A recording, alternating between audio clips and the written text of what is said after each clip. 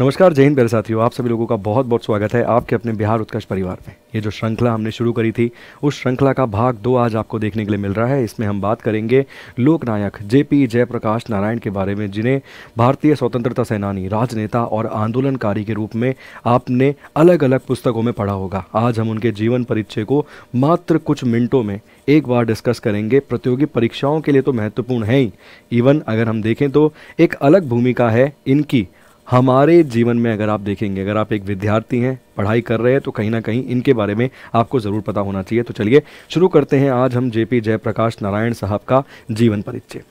जयप्रकाश नारायण साहब 1902 से लेकर 1979 तक एक भारतीय स्वतंत्रता कार्यकर्ता, समाज सुधारक और राजनीति नेता रहे हैं, जिन्होंने वर्ष 1975 में इंदिरा गांधी द्वारा लगाए गए आपातकाल के खिलाफ संघर्ष में उनकी भूमिका के लिए भी जाना जाता है। कहा जाता है, मतलब बेसिकली मैंने पुस्तकों में पढ़ा है कि जेपी जयप्रकाश नारायण साहब को गिरफ्तार किया गया था 25 जून की आधी रात, मतलब रात 2 बजे के आसपास।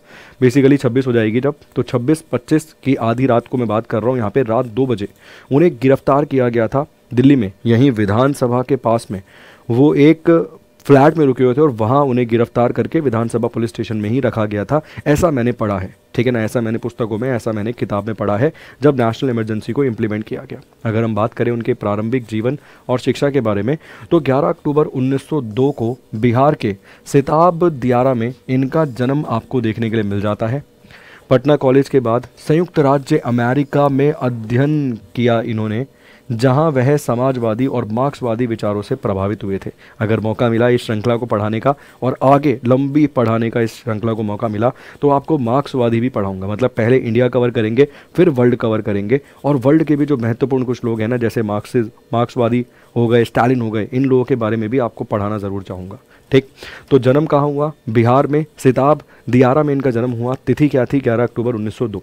प्रतियोगी परीक्षाओं में सीधा पूछा जा सकता है सवाल। इसके साथ साथ पटना में कॉलेज के बाद इन्होंने आगे का जो पढ़ाई है, अध्ययन है, वो संयुक्त राज्य अमेरिका में किया था। स्वतंत्रता संग्राम और समाजवादी आंदोलन, महात्मा गांधी के नेतृत्व में भारतीय स्वतंत्रता आंदोलन में शामिल हुए। भारतीय राष्ट्रीय कांग्रेस के भीतर कांग्रेस सोशलिस्ट पार्टी की में एक प्रमुख व्यक्ति बन गए। तो भारतीय राष्ट्रीय कांग्रेस के भीतर ही एक पार्टी मिलेगी, कांग्रेस सोशलिस्ट पार्टी। उसमें एक प्रमुख व्यक्ति के रूप में ये उभरते हैं। सर, ये पंडित जवाहरलाल नेहरू के एकदम करीबी मित्र थे। इसके अलावा इंदिरा गांधी को माना जाए तो बेटी मानते थे, इंदिरा गांधी को बेटी की तरह ही देखते थे, क्योंकि पंडित जवाहरलाल नेहरू से संबंध बेहद अच्छे और बेहद मधुर बताए गए हैं। मगर जब इंदिरा गांधी ने एक ऐसा स्टेप लिया, जब उन्होंने इंटरनल एग्रेशन के नाम पे इमरजेंसी को इम्प्लीमेंट कर दिया, तो इंदिरा गांधी के खिलाफ बोलने से भी नहीं चूके। इंदिरा गांधी की अगर कोई पॉलिसी उन्हें गलत लगी तो उसके खिलाफ भी बोलने से नहीं चूके। इसके अलावा भारत छोड़ आंदोलन 1942 में उनकी भागीदारी के लिए अंग्रेज़ों द्वारा कई बार उन्हें जेल भेजा गया, ठीक है ना, कई बार जेल भेजा गया 1942 में, जो उनकी भागीदारी थी भारत छोड़ो आंदोलन में, उसके चलते।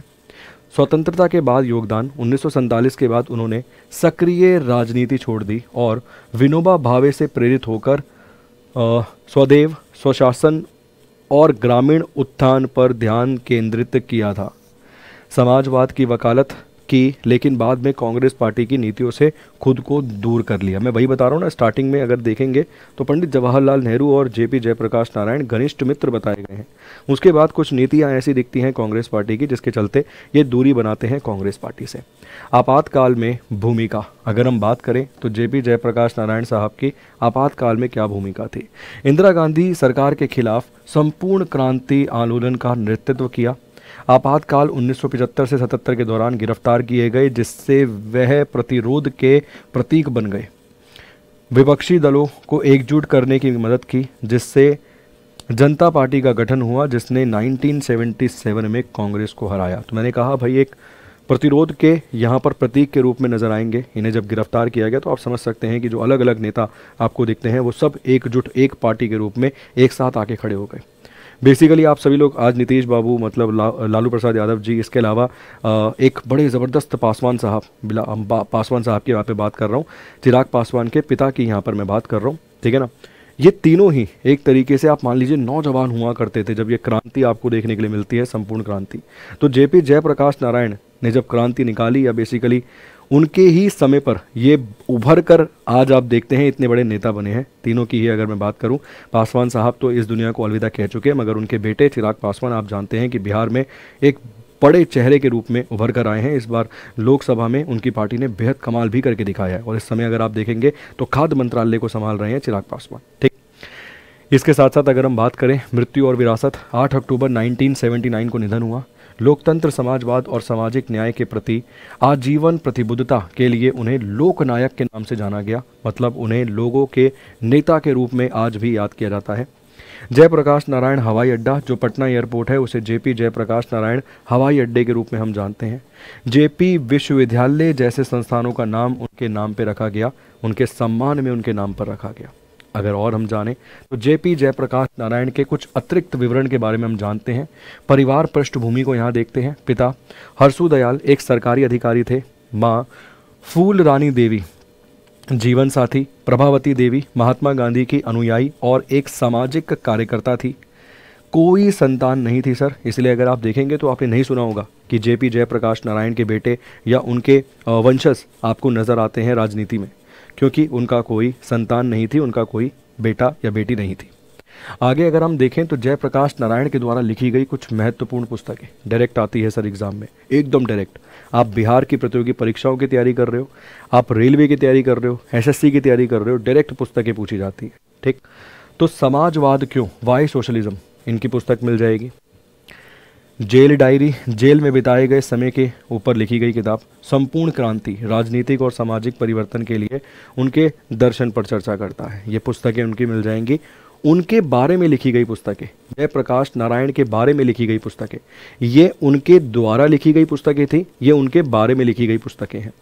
जेपी नारायण देसाई द्वारा उनकी जीवनी, जयप्रकाश नारायण बिमल प्रसाद द्वारा एक राजनीतिक जीवनी, संपूर्ण क्रांति अजीत भट्टाचार्य द्वारा भारत का भविष्य, ये 3 पुस्तकें उनके बारे में लिखी गई हैं।